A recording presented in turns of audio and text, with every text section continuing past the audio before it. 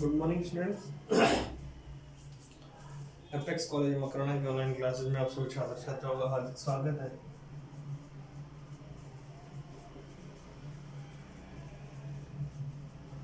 जैसा कि हम बीएससी पार्ट 4 थ्योरम कुछ चैम्बर्स के बारे में डिस्कशन कर रहे थे। आज हमारा है जीएम काउंटर था गीगर मुलर काउंटर। कौन सा? आज हमारा है जीएम काउंटर। सबसे पहले हम इसकी स्ट्रक्चर की बात करें तो स्ट्रक्चर कुछ इसकी इस प्रकार है कि हम एक टंगस्टन वायर लेते हैं। क्या लेते हैं? Tungsten wire. एक सबसे पहले कॉपर की ट्यूब लेते हैं। किसकी? जो ट्यूब लेते हैं वो किसकी होती है? कॉपर की। किसकी? कॉपर की। हम इसमें एक ये किसकी तरह बिहेव करेगा? जो कॉपर की ट्यूब होगी वह कैथोड की तरह बिहेव करेगी। किसकी तरह? कैथोड की तरह। दूसरा, हम एक वायर लेंगे। किसका? टंगस्टन का। किसका? टंगस्टन का। ये किसकी तरह बिहेव करेगा? एनोड की तरह। किसकी तरह? एनोड की तरह। उसके बाद हम क्या करेंगे? एक हाई वोल्टेज, क्या हाई वोल्टेज एनर्जी सोर्स लेंगे। फिर उसको पूरे सिस्टम को हम क्या कर देंगे? ग्राउंड कर देंगे। क्या कर देंगे? ग्राउंड। जब यह इसमें एक रेजिस्टेंस लगाएंगे। क्या लगाएंगे? एक रेजिस्टेंस भी यूज करेंगे। इसकी जो स्ट्रक्चर है वो कुछ इस प्रकार से है। हमने यदि स्ट्रक्चर के बारे में थोड़ा सा मैं बताना चाहूँ आपको कि इसमें स्ट्रक्चर में क्या है। यदि हम इसके लिए वोल्टेज की देखें तो आपका लगभग वोल्टेज आएगा, यह है 2000, मिनिमम 2000 है। यह आपका 800 से 2000 वोल्टेज कितना आएगा? 800 से 2000 बीच के वोल्टेज। हमें पता है जो कैथोड जो भी वोल्टेज है वो किस किस के बीच लगाएगा? एनोड तार और कैथोड नली के बीच। वोल्टेज किसके बीच में? एनोड तार और कैथोड नली। अर्थात एनोड तार कौन सा है? टंगस्टन। और कैथोड कौन सा है? हमारे पास यहाँ पर एज ए कैथोड वर्क कर रहा है Cu ट्यूब। कौन सी? Cu tube. यदि हम देखते हैं कि जो नली है, जो कॉपर की नली है, अर्थात कॉपर की नली में हम क्या करेंगे? 2 से 10 सेंटीमीटर Hg के दाब पर क्या भरेंगे? हम लिखेंगे जो नली है उसमें 2 से 10 सेमी Hg। कितना? 2 से 10 सेमी Hg पर 90% क्या भरेंगे? ऑर्गन। क्या भरेंगे? 2 से 10 सेमी प्रेशर पे तो हम ऑर्गन भर देंगे। 10% पे हम कोई भी क्वेंचिंग एजेंट भर देंगे। क्या? शमनकारी। अर्थात क्वेंचिंग एजेंट के रूप में हम क्या लेंगे? Ethyl alcohol. क्या लेंगे? Ethyl alcohol. फॉर्मूला क्या हो जाएगा? C2H5OH। क्या हो जाएगा? C2H5OH। ये कितना परसेंट लेंगे? 10%। ऑर्गन लेंगे 90%। ठीक है। उसके बाद हम क्या करते हैं? जब लो पेनिट्रेटिंग पावर वाले अल्फा कण या कोई भी मंद कण, कौन से? बीटा कण, एक पतली अब्रक की फॉइल लेंगे। क्या लेंगे? अब्रक की फॉइल। किसकी? अब्रक की। किसकी फॉइल? किसकी लेंगे? अब्रक की। किसकी? अब्रक की फॉइल। अर्थात हम एक अब्रक की पत्ती लेंगे या परत लेंगे। किसकी? अब्रक की। हमें पता है कि जब भी कोई तीव्र बीटा कण से क्या होगा? संसूचन के लिए तांबा किसकी तरह बिहेव करेगा? हमें पहले ही लिख लिया। तांबा किसकी? जो कॉपर रॉड है किसकी तरह बिहेव करेगी? कैथोड की तरह। कॉपर रॉड किसकी तरह बिहेव करेगी? कैथोड की तरह। टंगस्टन वायर कौन सा? टंगस्टन वायर किसकी तरह बिहेव करेगा? एनोड की तरह। किसकी तरह? एनोड की तरह। जो आयनाइजेशन होगा, जब आयनाइजेशन होगा तो इलेक्ट्रॉन किसकी तरफ आएंगे? एनोड की तरफ। किसकी तरफ? एनोड की तरफ। जब आयनाइजेशन होगा तो पार्टिकल किसकी तरफ आएंगे? एनोड की तरफ। क्योंकि एनोड पे कैसा चार्ज है? Positive charge. एंड जो गनायन है, पॉजिटिव चार्ज पार्टिकल किसकी तरफ आएंगे? कैथोड की तरफ, अर्थात कॉपर ट्यूब की तरफ। किसकी तरफ? कॉपर ट्यूब की तरफ आएंगे। जब हमने देखा कि कोई भी स्पंद धारा का प्रतिरोध क्या होगा? R होगा, जो इसके शीर्षों के बीच में लगेगा। और इस वोल्टेज को हम क्या कर सकते हैं? एम्पलीफाइड कर सकते हैं। क्या कर सकते हैं? एम्पलीफाइड। ये तो हमने पढ़ी इसकी स्ट्रक्चर में हमने देखा कि स्ट्रक्चर सिंपल सी है। एक कॉपर की नली है कॉपर की नली में बीचों बीच हमने एक टंगस्टन का वायर लगाया है, इधर हमने एक मिरर का आवरण लगाया है। जैसे ही इलेक्ट्रॉन का आयनाइजेशन होगा तो इलेक्ट्रॉन पे कैसा चार्ज होता है, नेगेटिव चार्ज एनोड अर्थात टंगस्टन वायर की तरफ अट्रैक्ट होंगे। जो पॉजिटिव चार्ज होंगे वह कॉपर ट्यूब की तरफ अट्रैक्ट होंगे। क्यों?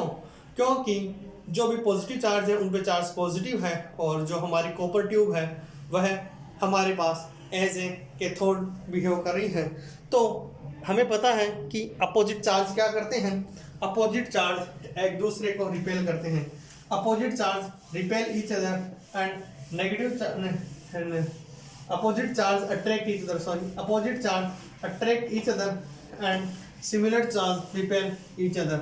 हम इसकी यदि प्रिंसिपल पे बात करें तो जैसे हमें पता है कि जब भी गणित अर्थात चेंबर का क्या होगा, जब भी चेंबर में क्या होगा, गायरर क्षेत्र में संचालन होता है तो आयनन पोस्ट में क्या होता है, आयन कारीकरण के प्रवेश पर गैस का क्या हो जाता है, गैस का आयोनाइजेशन। क्या? जब गैस का आयोनाइजेशन हो, जब गैस का आयोनाइजेशन होता है तो जो इलेक्ट्रॉन किसकी तरफ जाएंगे, electron will move toward tungsten. किसकी तरफ? Tungsten and positive charge particle will attract copper की तरफ। ध्यान रखना, ठीक है। इसके बाद हम देखते हैं कि जो भी हाई वोल्टेज पे क्या होगा, हाई वोल्टेज इलेक्ट्रिक फील्ड के कारण एनोड की ओर गतिशील इलेक्ट्रॉन क्या करेंगे, उच्च वेग प्राप्त कर लेंगे। हाई वोल्टेज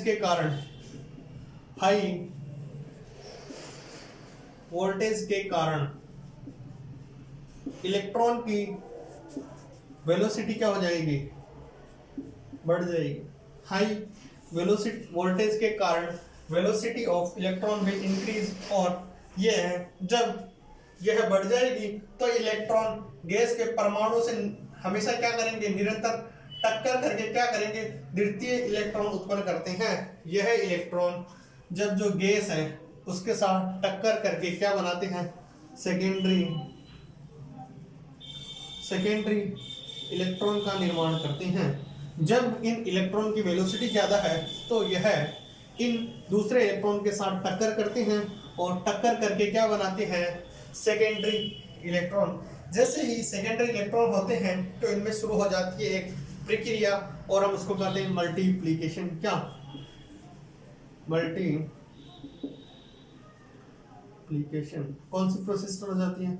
उसमें एक प्रोसेस स्टार्ट हो जाती है मल्टीप्लिकेशन, जो कैसी है, बहुत धीरे है, और उसमें क्या हो जाता है, एवलांस। यह मल्टीप्लिकेशन प्रोसेस कैसी है, वेरी स्लो। कैसी प्रोसेस है, स्लो प्रोसेस। कैसी? Slow process. इसमें प्राप्त होता है हमें एवलांस। क्या? एवलांच। हमें एक एवलांच प्राप्त होता है जिसकी मान हम निकाल सकते हैं। अतः हमने जो इसकी वर्किंग स्ट्रक्चर देखी वह यह है कि जो भी आयनकारी चेंबर में कण आएंगे तो वह टूटेंगे और अपने विपरीत की तरफ चलना शुरू हो जाएंगे। जो पॉजिटिव चार्ज पार्टिकल है वह कॉपर ट्यूब की तरफ, तथा जो नेगेटिव चार्ज इलेक्ट्रॉन है वह टंगस्टन की तरफ आना शुरू हो जाएंगे।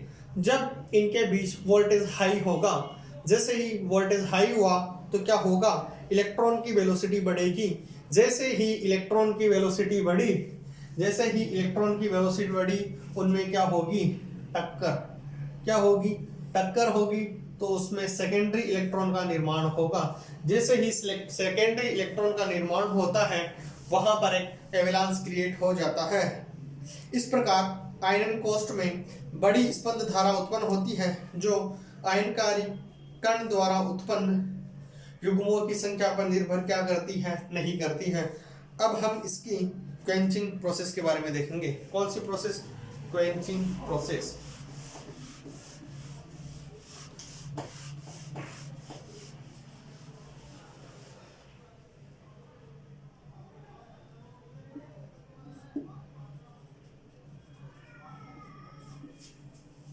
अब हमारा अगला टॉपिक है इसकी शमन प्रक्रिया।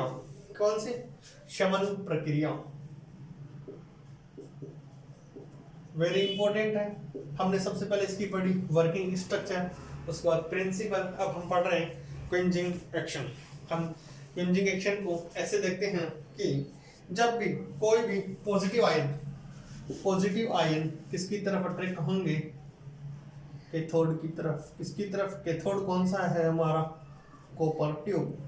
थोड़ा कीवर्ड्स है, मैं उसको हाईलाइट करता हूँ। जो किसकी तरफ आते हैं तो उनका द्रव्यमान क्या होता है? इनका मास बहुत अधिक हो जाता है। जब इनका मास बहुत अधिक हो जाता है और वेग क्या होता है? कम होने के कारण एवलांस में इनका प्रभाव क्या हो जाता है? नगण्य। इनका मास अधिक है, वेलोसिटी कम है, तो एवलांच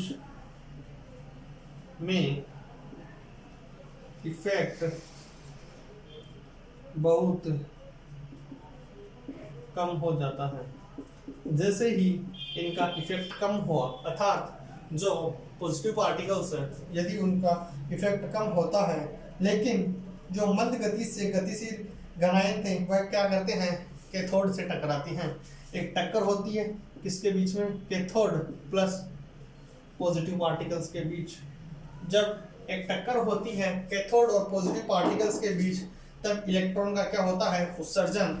जब इनकी टक्कर होगी तो हमारे पास बनेंगे इलेक्ट्रॉन। यदि इनके पास इलेक्ट्रॉन बनेंगे तो हमारे पास वो क्या कर देंगे? एवलांच उत्पन्न कर देंगे और उससे स्पंद धारा की लंबाई के सापेक्ष बढ़ जाती है। यदि इलेक्ट्रॉन निकलेंगे तो क्या होगी? स्पंद धारा। कौन सी? स्पंद धारा। स्पंद धारा निकलेगी तो लंबाई के सापेक्ष उसकी वैल्यू क्या हो जाएगी? बढ़ जाएगी। जब उसकी लंबाई के सापेक्ष, जब उसकी लंबाई के समय, जब लंबाई क्या होगी? समय के सापेक्ष बढ़ जाती है, तो उसका क्या होता है? सतत विद्युत विसर्जन। क्या होता है? सतत विद्युत विसर्जन हो जाता है। और इस कारण यदि आयनकारी कण जीएम ट्यूब में तेजी से प्रवेश करते हैं तो हम उनका रिकॉर्ड नहीं कर पाते। जब क्या होगा? स्पंद धारा बहेगी तो उसकी लंबाई समय के साथ बढ़ेगी, लेकिन हम उसको रिकॉर्ड नहीं कर पाते। हम उसको रिकॉर्ड नहीं कर पाते। जब हम उनको रिकॉर्ड नहीं कर पाएंगे तो वह गीगर मूलर काउंटर होगा, सभी आयनकारी कणों का क्या होगा? संसूचन करेगा। यदि विसर्जन की समाप्ति, जो भी विसर्जन इलेक्ट्रॉन होंगे, अर्थात दूसरे शब्दों में यदि हम बोलना चाहेंगे इन अदर वर्ड्स, तो विसर्जन स्थायी न होकर क्या होगा? अल्पकालिक विसर्जन। कैसा होगा? विसर्जन कैसा होगा? अल्पकालिक। विसर्जन कैसा होगा? अल्पकालीन। जब विसर्जन अल्पकालीन होगा तो इसका जो भी रिजॉल्विंग टाइम होगा वह क्या होगा? रिजॉल्विंग टाइम क्या होगा? रिजॉल्विंग टाइम न्यूनतम, resolving time minimum. Resolving time minimum होगा तो जो विसर्जन की दर है, अर्थात विसर्जन समाप्ति की प्रक्रिया को क्वेंजिंग प्रोसेस कहते हैं। विसर्जन समाप्ति की प्रक्रिया को ही शमन अर्थात क्वेंजिंग प्रोसेस कहते हैं। हम इसको अगेन देखते हैं तो हम देखते हैं कि एक साधारण कोई भी गणित्र है, उसमें पक्षाघात समय को कम करने के लिए हम क्या करेंगे? सेल्फ क्वेंजिंग का प्रयोग करेंगे। इस विधि में हम जो क्वेंजिंग सब्सटेंस लेते हैं वह है आपका इथाइल एल्कोहल। इथाइल एल्कोहल का फॉर्मूला होता है C2H5OH। हम इसकी समान प्रक्रिया देखें तो हमारे पास पता चलता है कि जो पॉजिटिव चार्ज पार्टिकल है वह किसकी तरफ अट्रैक्ट होंगे? कैथोड की तरफ। लेकिन जिनका मास क्या होगा? कम होगा। मास बढ़ेगा, क्या होगा? मास बढ़ेगा तो वेलोसिटी क्या होगी? जब मास बढ़ेगा तो वेलोसिटी कम होगी। वेलोसिटी कम होगी तो एवलांस क्या होगा? एवलांस का जो इफेक्ट है बहुत कम हो जाएगा।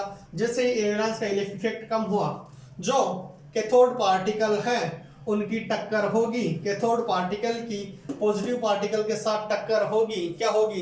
कैथोड पार्टिकल की जब पॉजिटिव पार्टिकल के साथ टक्कर होगी तो वहां पर इलेक्ट्रॉन रिजनरेट होंगे। इलेक्ट्रॉन रिजनरेट होंगे तो वहां पर स्पंद धारा का निर्माण होगा। जैसे ही स्पंद धारा का निर्माण हुआ, वह लंबाई में समय के सापेक्ष वृद्धि कम होती है, लेकिन जो वृद्धि होती है हम उसको रिकॉर्ड नहीं कर पाते। जो भी रिजॉल्विंग अर्थात विसर्जन कैसा होगा, बहुत कम समय के लिए होगा, अर्थात रिजॉल्विंग टाइम कम होगा। कैसा होगा? रिजॉल्विंग टाइम बहुत कम होगा। जो विसर्जन समाप्ति की प्रक्रिया है, विसर्जन समाप्ति की प्रक्रिया को ही हम क्वेंजिंग प्रोसेस कहते हैं। इस क्वेंजिंग प्रोसेस में हम जो सब्सटेंस लेते हैं वह है इथाइल ग्लाइकोल अर्थात C2H5OH। क्या जिसके पीछे OH आ जाएगा वो क्या होगा? एल्कोहल। जैसे हम लेते हैं मिथाइल एल्कोहल, क्या होगा? C1H2OH, C1CH3OH, क्या होगा? CH3OH। मिथाइल एल्कोहल क्या होगा? CH3OH। यदि मैं इसके बीच में ग्राफ देखना चाहूँ, यदि मैं जब एक कोई भी मंद गतिशील घनायन कैथोड पर पहुंचता है तो वह लगभग समय लेता आपका 100 म्यू सेकंड। जब भी एक कोई मंद कण कैथोड पर पहुंचता है तो वह टाइम कितना लेता है? 10 म्यू सेकंड, अर्थात 10 म्यू सेकंड लेता है। तो इस समय में क्या होगा? कोई भी आयनस पार्टिकल क्या होगा? प्रवेश कर देगा, तो हम उसका अभिलेख करने में क्या होंगे? असमर्थ होंगे। लेकिन जैसे ही जो कोई टाइम इंटरवल होगा उसमें एनोड पर क्या होगा? इलेक्ट्रॉन के एवेलांस को हम क्या कर सकते हैं? इलेक्ट्रॉन का विभवांतर क्या हो जाता है? बहुत कम हो जाता है। यदि हम उसको समय टीडी से दर्शाएं, किससे? टीडी से। और यदि हम रिकवरी टाइम को टीआर से दर्शाएं, टीआर क्या है? Recovery time. टीआर क्या है? Recovery time. टीडी क्या है? Delayed time. क्या है? Delayed time. यदि हम इस जो गणित्र में यदि जो पैरेललिसिस टाइम, जो दो समयांतराल के बीच के जो पक्षाघात होता है, जो दो टाइम इंटरवल के बीच में जो दो समयांतराल के बीच जो पक्षाघात होता है उसे टीपी से दर्शाते हैं। किसे? पैरेललिसिस टाइम। किससे? पैरेललिसिस टाइम। यदि मैं देखना चाहूं कि जो कैथोड की ओर गति कर रहे थे, जो भी कैथोड की ओर पार्टिकल्स जो पार्टिकल्स थे, हमने यहाँ पर पेंजिंग के रूप में C2H5OH लिया है। क्या? Ethyl alcohol. क्या? Ethyl alcohol. यदि मैं आपको कहूँ कि जो पार्टिकल कैथोड की ओर क्या कर रहे थे? गति कर रहे थे, रास्ते में एल्कोहल से टकराएंगे। जो पार्टिकल गति कर रहे थे यहाँ पर किससे टकराएंगे? ये टकराएंगे C2H5OH से। ये क्या है? हमारे पास क्विंजिंग मटेरियल। जब ये इसे टकराते हैं तो ये क्या करते हैं? इलेक्ट्रॉन का अवशोषण, इलेक्ट्रॉन को क्या कर लेते हैं? अवशोषण कर लेते हैं, और पराबैंगनी फोटोन को क्या कर देते हैं? उत्सर्जित कर उदासीन परमाणु बनाते हैं। यह क्या करेंगे? परमाणु को कैसा बनाएंगे? परमाणु को हम न्यूट्रल बना देंगे। कैसा? यह CH3OH से जब टकराएंगे तो क्या क्रिएट करेंगे? यह कोई भी उदासीन परमाणु बना देते हैं। ये कैथोड पर पहुंच नहीं पाते हैं। जब ये कैथोड पर नहीं पहुंच पाते तो इन पराबैंगनी फोटोन, यहाँ पर क्या जनरेट होगा? पराबैंगनी फोटोन का क्या करेंगे? एल्कोहल में जब ये इलेक्ट्रॉन क्या कर लेंगे? अवशोषण। इलेक्ट्रॉन का क्या हो जाएगा? अवशोषण। इसलिए इथाइल ग्लाइकोल के गुण इलेक्ट्रॉन मुक्त कर घनायन में परिणित हो जाते हैं। हम एक निष्कर्ष है हमारा कि जो क्वेंजिंग मटेरियल है उसके यदि हम कंक्लूजन निकालें, अर्थात कि जो हमारा क्वेंजिंग मटेरियल है वह किस प्रकार होना चाहिए, अर्थात आयनकारी कोष्ठ में भरी गैस के आयनन विभव की तुलना में जो भी क्विंजिंग गैस है उसका आयनन क्या होना चाहिए? विभव कम होना चाहिए। अर्थात जो हमने गैस में भरी है, जो गैस हमने आयनाइजेशन चेंबर में भरी है, उससे जो भी क्विंजिंग मटेरियल है CH3OH है, उसका आयनन क्या होना चाहिए? आयनाइजेशन कम होना चाहिए। मैं वापस रिपीट करता हूँ पॉइंट को कि जो आयनकारी कोष्ठ में जो भरी हुई गैस है उसका आयनन अर्थात आयनाइजेशन वोल्टेज की तुलना में शमनकारी का कम होना चाहिए। अर्थात जो भी क्विंजिंग गैस है, क्या है, क्विंजिंग गैस का आयनन विभव क्या होना चाहिए, कम। क्विंजिंग गैस अर्थात शमनकारी गैस का आयनन विभव कोष्ठ में भरी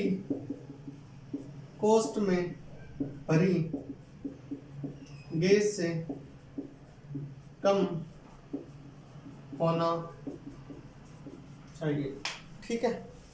दूसरा पॉइंट, जो भी समनकारक है, हमारे पास समनकारक क्या है, C2H5OH है। इसमें क्या होना चाहिए, अवशोषण प्रकरण में जो भी अल्ट्रावायलेट बैंड क्या होना चाहिए, विस्तृत एवं प्रबल होना चाहिए।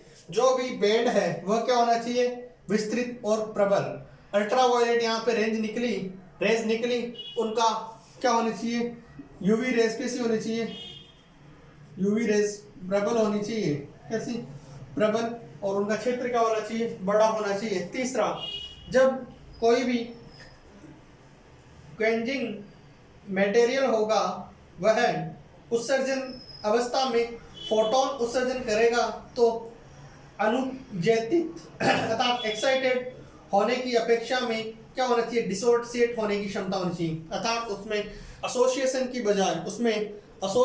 बजाय डिसोसिएशन की प्रोसेस होनी चाहिए। हमने 3 चीज देखी कि जो क्वेंजिंग मटेरियल है उसका क्या होना चाहिए, आयनाइजेशन विभव कम होना चाहिए, यूवी रेज में जो बनता है वह क्षेत्र क्या होना चाहिए, प्रबल होना चाहिए। और तीसरा देखा कि जो उसमें गुण पाया जाना चाहिए वह डिसोसिएशन का पाया जाना चाहिए। किसका, डिसोसिएशन, अर्थात उसमें विघटन का गुण पाया जाना चाहिए। किसका, विघटन का। हमने कौन सा लिया, C2H5OH अर्थात इथाइल ग्लाइकॉल, क्या, इथाइल एल्कोहल। यदि मैं इसको कैरेक्टरिस्टिक कर्व देखना चाहें, हम यदि इसका कैरेक्टरिस्टिक कर्व देखना चाहें तो वह कुछ इस प्रकार से आएगा। यदि हम कैरेक्टरिस्टिक कर्व देखें, यदि हम इसका कैरेक्टरिस्टिक कर्व देखें क्वेंजिंग एक्शन का, तो वह कुछ इस प्रकार से आएगा। यहाँ पर हम इधर ले रहे हैं गणन दर, इधर क्या ले रहे हैं, गणना दर को किससे रिप्रेजेंट कर रहे हैं, n से। किससे, सॉरी, n से। इधर यदि कोई टाइम, इधर हम ले रहे हैं वोल्ट था, क्या ले रहे हैं, वोल्टेज, क्या, वोल्टेज। हम V1 पॉइंट और यह V2 पॉइंट क्या ले रहे हैं, V1 और V2 पॉइंट यहाँ पर N1 के लिए ले रहे हैं। किसके लिए, N1 के लिए। ये किसके लिए ले रहे हैं हम, V2, किसके लिए, N2 के लिए। ये किसके लिए, N2 के लिए। यदि हम इसका ग्राफ देखते हैं, यह क्या है, अविरत विसर्जन। यदि यहाँ पर वोल्टेज V1 है, क्या है, V1 है, यहाँ पर VT है, यदि VT है तो ग्राफ कुछ इस प्रकार से आएगा। यहाँ से जो ये क्या है, अविरत विसर्जन, ये क्या है, विरत विसर्जन। ये ग्राफ आपको जरूर याद करना है, जरूर। कई बार एग्जाम में पूछ लिया जाता है कि कैरेक्टरिस्टिक कर्व दिखाओ, तो वहां पर हमने क्या किया कि जो भी हमने वोल्टेज ली, एक तो उसका हमने वोल्टेज कितनी ली, 800 से 1000, कितनी ली, 800 से 1000। यदि हम देखते हैं कि जो आरोपित वोल्टता के इस परास के, इसको क्या कहते हैं, प्लेटो, क्या कहते हैं, जो रेंज है उसमें इसको क्या कहते हैं, प्लेटो। और जो आउटपुट इम्पल्स है, एक इम्पल्स है हमारे पास, कौन सी, N1 और N2 क्या है, यदि हम देखते हैं कि N2 माइनस N1 किसके बराबर होगी, हम देखते हैं कि प्लेटो क्षेत्र में अधिक विद्युत, जब प्लेटो क्षेत्र है, प्लेटो क्षेत्र कौन सा है, जहां पर वोल्टता, जो भी दहली वोल्टता से अधिक वोल्टता आरोपित करने पर गणन दर क्या हो जाती है, नियत। जब हम दहली वोल्टता में आपको एक टाइम आएगा आपके दहली वोल्टता, उसको समझाना देता हूँ कि दहली वोल्टता से अधिक वोल्टता आरोपित करने पर गणन की दर लगभग कांस्टेंट हो जाती है। जो भी दहली वोल्टता है, थ्रस्ट होल्ड, दहली वोल्टता से अधिक वोल्टेज करने पर जो भी मल्टीप्लिकेशन की रेट है अर्थात गणन की रेट क्या हो जाती है, लगभग कांस्टेंट। क्या हो जाती है, कांस्टेंट। तो उसको क्या कहते हैं, दहली वोल्टता। तो जो इस वोल्टता में रहता है उस रीजन को हम प्लेटो कहते हैं। हम इस क्षेत्र का जो प्लेटो का जो आपका रीजन है वो होगा आपका 200 से 300। जो प्लेटो का रीजन है वह आपके लगभग होगा 200 से 300 वोल्ट। ठीक है। यदि मैं प्लेटो क्षेत्र से अधिक वोल्टता का उपयोग करूं तो गणित से क्या होगा, जब कम करेंगे तो क्या हो जाए, ज्यादा करेंगे तो क्या होगा, लगभग कांस्टेंट वैल्यू होती है। अर्थात यदि हम n2 माइनस n1, हम n2 minus n1 upon n average की वैल्यू निकालें तो जो प्लेटो का ये यदि हम ये क्या निकाल रहे हैं n2 माइनस n1, हम निकाल रहे हैं जो प्लेटो कर्व है, प्लेटो का ढाल, क्या प्लेटो का ढाल n2 बराबर n2 minus n1 into n average into 100 upon v2 minus v1 into 100 करते हैं तो हमारे पास जो चीजें आती है लगभग आती है 5% पर 100 वोल्टेज, 5% प्रति 100 वोल्टेज, 5% प्रति 100 वोल्टेज। कितनी, 5% प्रति 100 वोल्टेज। यदि हम ईटा की वैल्यू निकालना चाहें, किसकी, efficiency of A counter. Efficiency किस पे डिपेंड करती है, इसकी लगभग एफिशिएंसी जैसे कि मैं एक एग्जांपल लेता हूं, हम इसकी एफिशिएंसी ईटा निकालना चाहें, क्या ईटा, यदि मैं इसकी एफिशिएंसी ईटा निकालना चाहूं यदि मैं इसकी एफिशिएंसी ईटा, यदि मैं नीटा निकालना चाहूं तो वह क्या होगी, small N upon capital N. Small N क्या है, यदि मैं कैपिटल एन लिखूं तो कैपिटल एन क्या होगा, यह है किसी गणित्र में आयनकारी कणों के प्रति सेकंड प्रवेश से जो भी काउंट पर सेकंड होती है, अर्थात जैसे कि मैं एक एग्जांपल लेना चाहूं, एग्जांपल सुनना, किसी गणित्र में 1000 आयनकारी कण, कितने, 1000 आयनकारी कण प्रति सेकंड प्रवेश करते हैं। कितने, 1000 आयनकारी कण। यदि 1000 आयनकारी कण प्रवेश करते हैं तथा जो क्वेश्चन है वो है आपके, तथा उसमें से परंतु गणित्र में केवल 900, परंतु गणित्र में केवल 900 संख्या प्रति सेकंड प्रक्षेपित होती है। तो ईटा की वैल्यू क्या होगी, जो ईटा की वैल्यू होगी, अर्थात यदि हम ईटा की वैल्यू निकालना चाहेंगे, ईटा की वैल्यू क्या होगी, ईटा की वैल्यू कितने हो रहे हैं गणित्र में, 1900, कितने, 900। और जो आयनकारी कण प्रवेश कर रहे हैं, वह कितने हैं, 100, कितने, 1000। तो वैल्यू क्या आएगी, तो वैल्यू आएगी हमारे पास आयनकारी कण प्रवेश कितने कर रहे हैं, 1000। तो हमारे पास आएगा ईटा इक्वल टू 0.9। यदि हम इसको परसेंटेज में निकालना चाहें तो इसको किससे मल्टीप्लाई करेंगे, इसको 100 से मल्टीप्लाई करेंगे और एफिशिएंसी कितने निकाल देंगे। यदि मैं परसेंट में निकालना चाहूँ तो क्या हो जाएगा, 0.9 इंटू 100 बराबर 90%। अर्थात ईटा का फॉर्मूला क्या हो गया, जितने कण प्रवेश किए बटा नहीं, जितने कणों ने क्या किया गणित्र में प्रति सेकंड संख्या से प्रक्षेपित हुए बटा कुल आयनकारी कण। ठीक है। हम दूसरा छोटा सा इसी का टॉपिक है, यदि हम एफिशिएंसी ऑफ काउंटिंग निकालते हैं, एफिशिएंसी ऑफ काउंटिंग निकालना चाहे, वह भी ईटा की वैल्यू क्या होगी, वह होगी गणन दक्षता, उसको कहेंगे गणन दक्षता। वह किसके बराबर होगी, वह होगी 1 minus e raised to power minus s by p। 1 minus e raised to power minus s by p। s क्या है, आयरन कोस्ट में गैस की वायुमंडलीय दाब पर विशिष्ट आयतन, विशिष्ट आयनन, ये क्या है, एस क्या है, विशिष्ट आयनन, क्या विशिष्ट आयनन, ये क्या है, विशिष्ट आयनन है। और पी क्या है, पी है आपका गैस का दाब, पी क्या है, गैस का दाब, पी क्या है, गैस का दाब।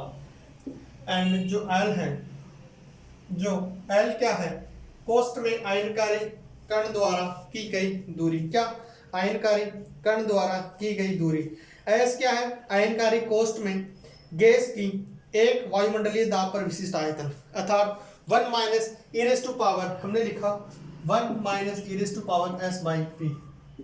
यदि लेंथ को हम एल मान लें, क्या, अर्थात कणों ने कितनी दूरी की, एल। एस क्या है, जो भी आयनकारी कण है विशिष्ट उनका क्या है, स्पेशल आयनाइजेशन। पी क्या है, प्रेशर।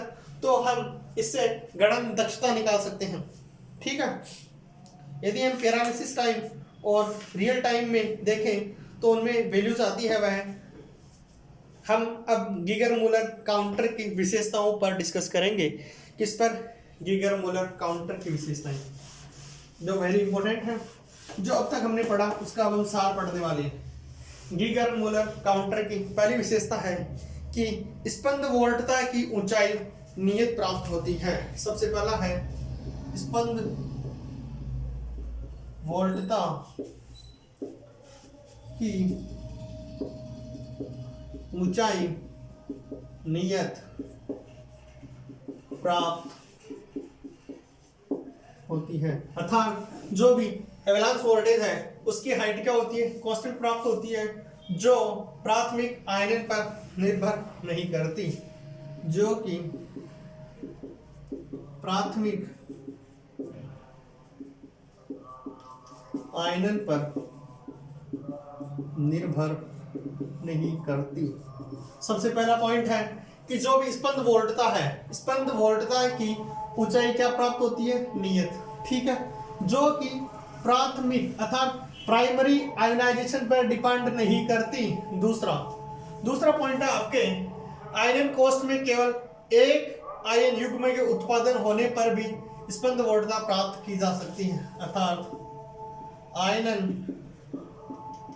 आयनन कोष्ठ में केवल एक युग्म के, आयरन कोष्ठ में केवल एक आयन युग्म के उत्पादन होने पर भी स्पंद वोल्टता प्राप्त होती है। स्पंद वोल्टता एक, अर्थात जो भी आयनाइजेशन चेंबर है उसमें यदि एक आयनकारी पेयर भी बन गया तो क्या प्राप्त होगी, हमें स्पंद वोल्टता प्राप्त हो सकती है। हम अगला टॉपिक तीसरा, प्रत्येक आयन कारक कण के प्रवेश के लिए जो भी पक्षाघात समय क्या होता है, लंबा प्राप्त होता है। पक्षाघात समय कैसा है, लंबा प्राप्त। जो भी पक्षाघात समय है वह लंबा प्राप्त होता है, जिसके कारण इसकी क्या हो जाती है, उपयोगिता कम हो जाती है। इसकी यह क्या है, जिससे इसकी उपयोगिता, जो पक्षाघात समय है वह क्या है, बहुत लंबा है, उसके कारण क्या हो जाता है, ये इसकी क्या है, लिमिटेशन, क्या है लिमिटेशन। अगली लिमिटेशन क्या है, इसका आयुकाल क्या होता है, बहुत अधिक होता है। आयुकाल कितना होता है, इसका आयुकाल बहुत अधिक होता है। इसका जो भी टाइम पीरियड है वह क्या है, वह बहुत अधिक होता है। यह अल्फा बीटा गामा तथा कॉस्मिक रेज का क्या कर सकती है, संसूचन। यह अल्फा बीटा गामा तथा कॉस्मिक रेज का डिटेक्शन कर सकती हैं। देखो सबसे पहले हम पढ़ते हैं इसकी उपयोगिता क्या है, उसके बाद हम देखेंगे इसकी डेमेरिट्स क्या है। सबसे पहले हमें पता है कि स्पंद वोल्टता की हाइट क्या होगी, नियत प्राप्त होगी, ठीक है, जो कि प्राथमिक आयनन पर निर्भर नहीं करती। पहले इसकी इंपॉर्टेंस क्या है, स्पंद वोल्टता पर जो इसकी ऊंचाई है वह क्या होगी, कांस्टेंट होगी, जो कि प्राथमिक आयनन पर निर्भर नहीं करती। दूसरा क्या है, आयनन कोष्ठ में यदि केवल एक आयन युग्म का भी स्पंद धारा उत्पन्न हो सकती है, केवल एक आयन कोष्ठ में एक युग्म के यदि एक युग्म के उत्पादन होने पर भी यदि एक युग्म का भी उत्पादन हो गया तो उससे स्पंद धारा प्राप्त की जा सकती है, हो सकती है। तीसरा, इसका पक्षाघात समय क्या है, बहुत लंबा है, जो कि इसकी उपयोगिता को कम करता है। चौथा, इसका आयु काल क्या होता है, बहुत अधिक होता है। क्या होता है, आयु काल बहुत अधिक होता है। यह अल्फा, बीटा, गामा तथा कॉस्मिक रेज को डिटेक्ट कर पाती हैं। इस प्रकार हमारा यह है डिटेक्टर का पूरा टॉपिक समाप्त होता है। मैं अगेन आप सभी छात्र छात्राओं का एपेक्स कॉलेज मकना परिवार की तरफ से बहुत बहुत आभार ज्ञापित करता हूँ and again thank you so much.